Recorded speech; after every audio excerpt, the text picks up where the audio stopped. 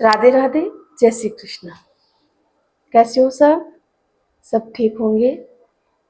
भाई, परिवार किसको कहते हैं? जहाँ प्रेम हो, जहाँ एक दूसरे की भावनाओं को कोई समझे, एक दूसरे के दुख दर्द में कोई काम आए, वही परिवार होता है।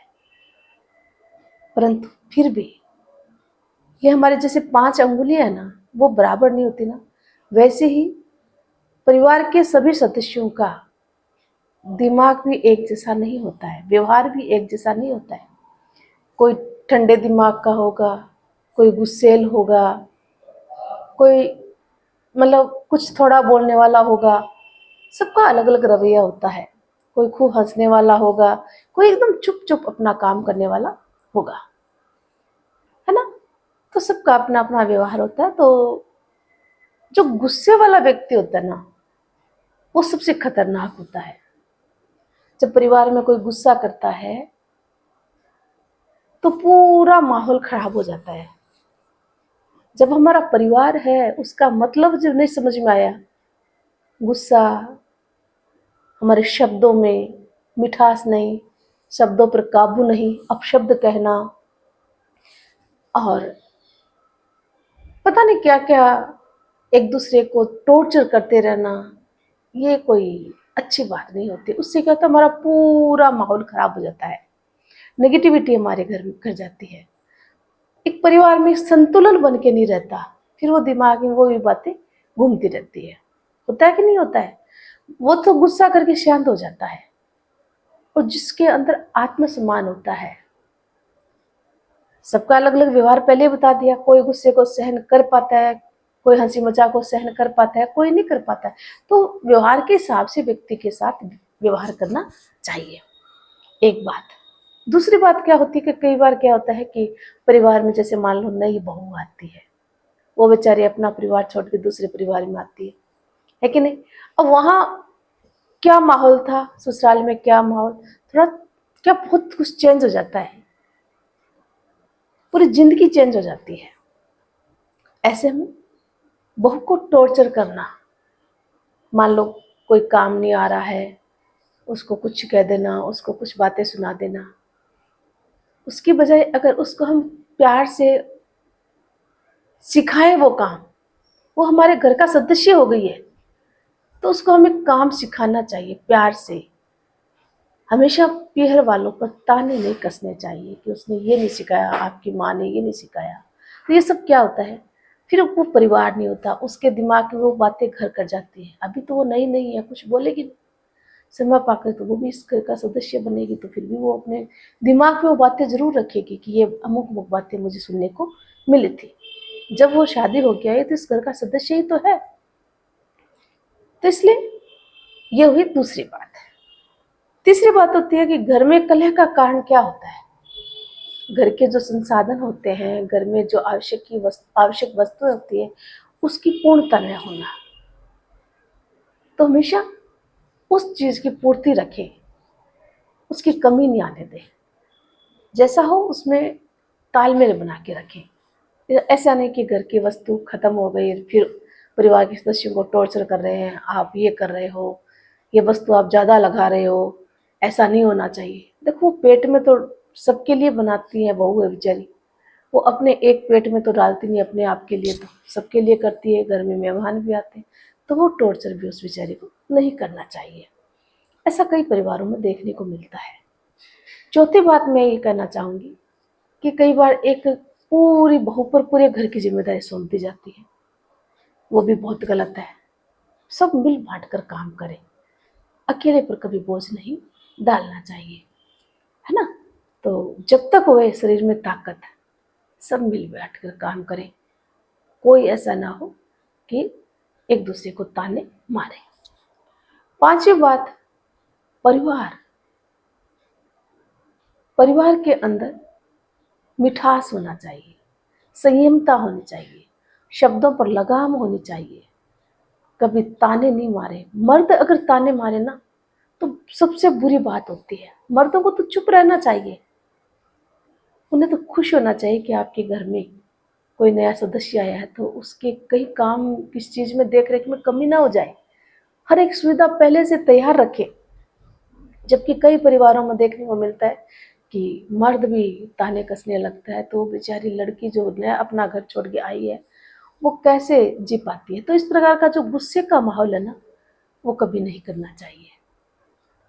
छठी बात यह होती है कि घर का कोई भी सदस्य अगर एक गुस्से वाला होता है तो या तो बाकी चुप रहो,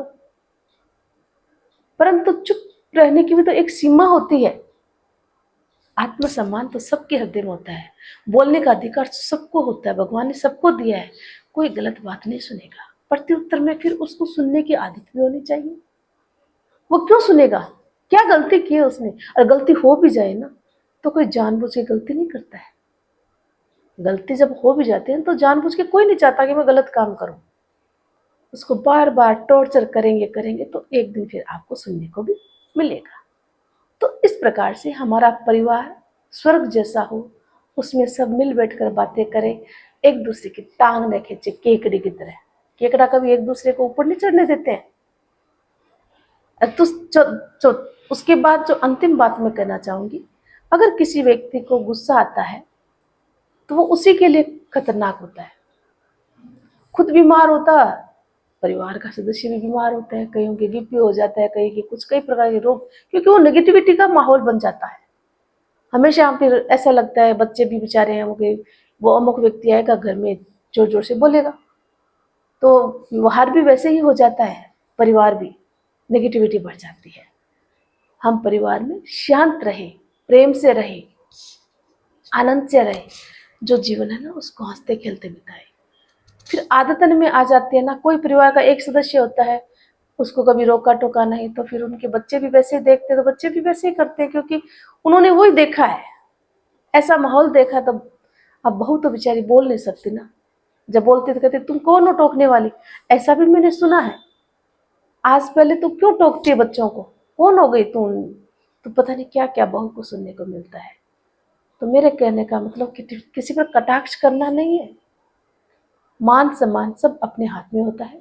किसी को इतना भी टॉर्चर मत करो कि वो बदले में आपको दो शब्द कहे। जैसे कील होती है ना, उसको ठोकते हैं और जब वापस निकालते हैं उसमें गड्ढा हो जाता है। तो जब अपशब्द कहते हैं, जब कोई बात कहते हैं ना, ठीक उस कील के निशान के तन रह जाते हैं। हम माफी एक दूसरे से मांग लेते हैं, जिसके अंदर स्वाभिमान नहीं होता वो माफी मांग लेता है, उसको कोई फर्क नहीं पड़ता है। पहले दिन लड़ाई, दूसरे दिन फिर बोलचाल शुरू हो जाती है, तो फिर वो कोई मतलब नहीं रह सकता। तो लड़ो ही मत, लड़ो तो फिर बोलो ही मत। मेरा तो ये मानना है, लड़ाई का मौका ही क्यों दो, शांत रहो, ऐसे शब्दों का चयन करो कि किसी को कोई अपशब्द ना कहे, है ना। छोटी छोटी बातों पर, चाहे कई बार ऐसा होता है हमारे परिवार में कोई उत्सव होता है, कोई परिवार में कोई फंक्शन होता है, बहू बेटी के घर से कोई कोई चीज़ आनी होती है, उसमें देरी हो जाए तो फिर बहू को टॉर्चर होता है। वो भी नहीं होना चाहिए। अपने घर में सब कुछ भगवान ने दिया है तो उसको क्यों टॉर्चर करें, वो क्या करेगी, कुछ नहीं कर सकती है। तो फिर वो बातें ताउम्र उस कील के निकालने पर जो छेद हो जाता है ना, वैसे वो कलेजे में छेद रहता है, भले ही आप कितनी माफी मांग लो, वो छेद कभी मिटने वाले नहीं होते, वो घाव की तरह रहते हैं, ताउम्र बने रहते हैं।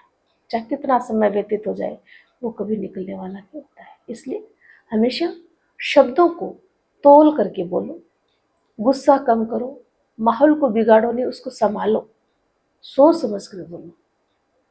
तो आज मोटिवेशनल बातों में एक ऐसी छोटी सी कहानी आपके बीच लेके आई है, उम्मीद करती हूँ आपको पसंद आएगी। रामू नाम का एक लड़का था, उसके माता पिता, पत्नी और बच्चे, पूरा परिवार था। अब रामू को इतना गुस्सा आता, इतना गुस्सा आता कि जब भी वो घर में आता था ना, तो बच्चे क्या, पत्नी क्या, माता पिता सब ऐसे दुबक जाते थे। जब देखते वो गुस्से में बात करता था।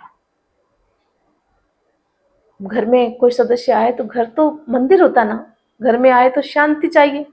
और कोई भी सदस्य बाहर से आकर के बाहर वालों के साथ तो बहुत अच्छे से रहे, और घर में आके गुस्सा करे, तो वो तो मंदिर है, बाहर सबके साथ अच्छे से रह रहे तो घर में भी अच्छे से रहना चाहिए। रामू की ये बात कभी समझ में आई नहीं। वो घर में आते ही बस पता नहीं अपने आप को क्या समझता था, जब देखे गुस्सा, जब देखे गुस्सा। अब उसके पिता बेचारे क्या करते, समझ नहीं पा रहे थे। अब रामू की पत्नी भी थी, वो भी बेचारे बोलते थे, कितना बोलते, बचपन से ऐसी आदत हो गई, उसको समझ में नहीं आया। पिता बड़े परेशान हो गए। एक दिन पिता ने उसको एक तख्ती दी गत्ते की, और तख्ती दे करके बोले, रामू बेटा इधर आओ, ये तख्ती लीजिए और इस तख्ती को अपने पास रखो। बोले क्यों? तो बोले जब भी तेरे को गुस्सा आए ना, तब इस तख्ती में जितनी बार गुस्सा है उतने कीले डालते जाना। और रामू को बात समझ में नहीं आई, परंतु करता भी क्या, फिर वो पिता की बात मान लेता है कि ठीक है। अब रामू को जब भी गुस्सा आता है, एक दिन तो 10 उसमें कील डाल दी। अब ऐसे करते करते 10, 15, 20 होती गई। धीरे धीरे रामू को थोड़ा समझ में आने लगा, क्योंकि पिता ने कहा था कि जब भी गुस्सा आए कील ठोक देना। अब ऐसा करते करते रामू को जब बात समझ में आई, तो रामू का थोड़ा गुस्सा भी शांत होने लगा। अब उसके गुस्से की वजह से, रामू के गुस्से की वजह से सास बहू में तनातनी हो जाती थी, बच्चों में और परिवार में तनातनी। माँ बच्चों को पीट रही है, तो ये माहौल ऐसा गंदा माहौल हो जाता था। रामू को भी धीरे धीरे समझ में आया कि गुस्सा करते हैं, कील ठोकना ये भी तो एक काम हो गया।